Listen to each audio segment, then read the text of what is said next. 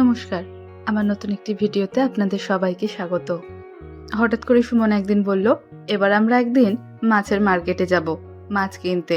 তাই অ্যাকোরিয়ামও পরিষ্কার করে রেখেছিল। রবিবার দেখে আমরা সকাল সকাল বেরিয়ে পড়েছিলাম, কিন্তু দুর্ভাগ্যবশত আমরা আসি আর আমাদের সামনে দিয়ে ট্রেনটা বেরিয়ে যায়। তাই অনেকক্ষণ দাঁড়িয়ে থাকার পর আমাদের পরের ট্রেন আসছে। এটা নিয়ে প্রথমবার এরকম হলো যে ট্রেন সামনে দিয়ে বেরিয়ে যাচ্ছে। আমার অবশ্য এটা নিয়ে দ্বিতীয়বার। আগেরবার যতগুলো মাছ এনেছিলাম উইড্রো এনেছিলাম, সব মারা গিয়েছে। এবারে ইচ্ছে ছিল আমাদের অন্য কিছু নেওয়ার। বালি স্টেশনে নেমে বালি হলটে এখন বাসের জন্য অপেক্ষা করছি। আজকের মতো এর আগে কখনো হয়নি, মানে বাসের জন্য অপেক্ষা। এর আগে যতবারই এসেছি ততবার আসার সাথে সাথেই বাস পেয়ে গেছি, কিন্তু এবারে বেশ কিছুক্ষণ অপেক্ষা করার পরে আমাদের বাস এলো। আর অন্যবার বাসে বেশ ভিড় থাকে, কিন্তু এবারে বেশ ফাঁকা ছিল।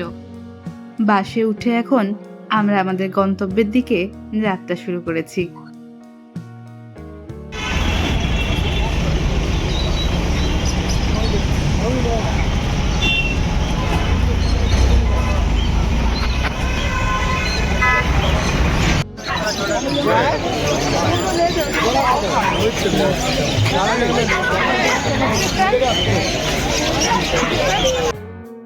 বাসে উঠে গালিফ স্ট্রিট যাব বললেই এখানে নামিয়ে দেবে। মার্কেটে ঢোকার মুখেই প্রথমে থাকে অনেক কিউট কিউট কুকুরের ছানা। সেগুলোকে দেখার পর একটুখানি এগোলেই দেখা যাবে সুন্দর সুন্দর পাখি, তার ডাক। আর তাদেরকে রাখার জন্য খাঁচাও রয়েছে, তাদের খাবারও রয়েছে, আবার পাখিদের ঘর সাজানোর জিনিসপত্রও রয়েছে। তারপর এগোলেই দেখা যাবে বিভিন্ন রং বেরঙের বিভিন্ন প্রজাতির মাছ আর তাদের বিভিন্ন রকম জিনিসপত্র। আমাদের মোটামুটি এখন কেনা হয়ে গিয়েছে। আজ আমরা মাছ কিনতেই গিয়েছিলাম, কিন্তু মাঝখানে সময় হয়নি ভিডিও করার, কারণ ভাই আসবে ভাইয়ের মাছগুলো নেওয়ার জন্য।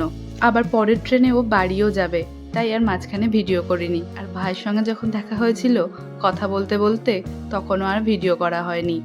যা যা মাছ কিনেছিলাম নিয়ে এসে এখন অ্যাকোরিয়ামের মধ্যে ছাড়বো বলে তাদেরকে রাখা হয়েছে। আর ভাইয়ের মাছগুলো আমি এই ভিডিও শেষে দিয়ে দেব। আজকে সারা দিনটা আমরা দুজনেই বেশ ব্যস্ততার সঙ্গে কাটিয়েছি, কারণ বাড়িতে আসার পরই এই মাছগুলোকে এখানে ছাড়া এবং তারা ঠিকঠাকভাবে আছে কিনা সেটা দেখছিলাম। তারপরে দুপুরের খাওয়া দাওয়া করে কিছুক্ষণ রেস্ট নিয়ে আমরা আবার বেরিয়ে পড়েছিলাম। আমাদের একটা অনুষ্ঠান ছিল, এই অনুষ্ঠানে যাওয়ার কথা প্রিয়াই আমাকে বলেছিল কবিতা কর্নারের পক্ষ থেকে একজনকে যাওয়ার জন্য। বাড়ির কাছে আমিই ছিলাম, ওই জন্য ও আমাকে বলল তুই চল। তাই দুপুরে রেডি হয়ে বেরিয়ে পড়েছিলাম অনুষ্ঠানে যাব বলে। অনুষ্ঠানটি ছিল নসিবপুরেই একটা এনজিওতে। আমি এখানে প্রথমবারই গিয়েছিলাম। সকল দর্শকদের প্রতি আপনারা আমাদেরকে এইভাবেই সহযোগিতা করুন, খুব ভালো লাগছে। আমাদের মঞ্চের সামনে দাঁড়িয়ে আছে, মানে গেটের সামনে, তারা আপনারা একটু আসুন, আমাদের আসন গ্রহণ করুন।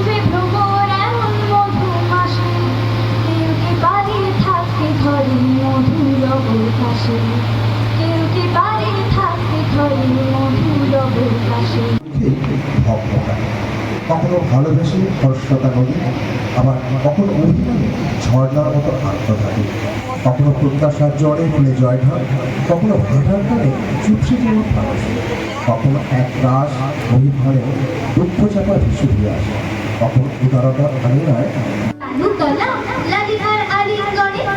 নাচেতে সিক্ত হেলি ফাগুনের ফুল এলো কি রক্ত চেলি পড়েছে বন্ধু জ্বালা ভুলালি মন ভুলালি ওলো ও শেফ তুলালি ভুলালি মন ভুলালি ওলো ও শেফ তুলালি কমালি খালি লালি দিদিমার লাল দেয়ালা।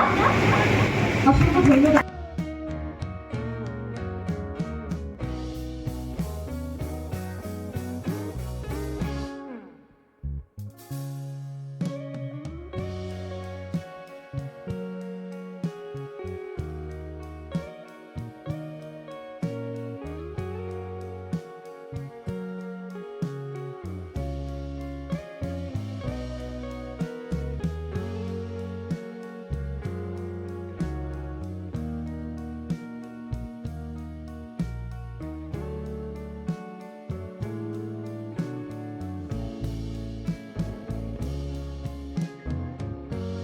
অনুষ্ঠান তখনও চলছিল, কিন্তু আমারও ক্লাসের টাইম হয়ে গিয়েছিল। তাই প্রিয়াকে বলে ওখান থেকে আমরা আবার বেরিয়ে পড়ি আমার ক্লাসে যাব বলে। অনুষ্ঠান ছেড়ে আসতে তো একটুও ইচ্ছা করছিল না। বেশ ভালো হচ্ছিল অনুষ্ঠান, কিন্তু ক্লাসটাও তো আর বন্ধ করা যাবে না। ও আসতে পারছিল না, ও অ্যাঙ্কারিং করছিল তাই। কিন্তু আমি আর বসে থেকে কি করব, তাই চলে এলাম। ও আমার হাত দিয়ে আবির পাঠিয়ে দেয় মিশকে দেওয়ার জন্য। সেটাই ক্লাস শেষে আমরা সবাই মিলে আবির খেলি। এটা ভাইয়ের অ্যাকোরিয়াম, দুটো গোল্ডফিশ ওগুলো আগে থেকেই ছিল, বাকিগুলো নিয়ে এসেছি। ক্লাস থেকে আসার পরই রেডি হয়ে আমরা গিয়েছিলাম একটা অনুষ্ঠান বাড়িতে। সেখানে গিয়েও আর ভিডিও করা হয়নি, একটুখানি শুধু ক্লিপ তুলেছি। সেখানে গিয়ে খাওয়া দাওয়া করে ফিরতে ফিরতে বেশ অনেকটাই রাত হয়ে গিয়েছিল। আজকের মতো ভিডিওটা শেষ করলাম।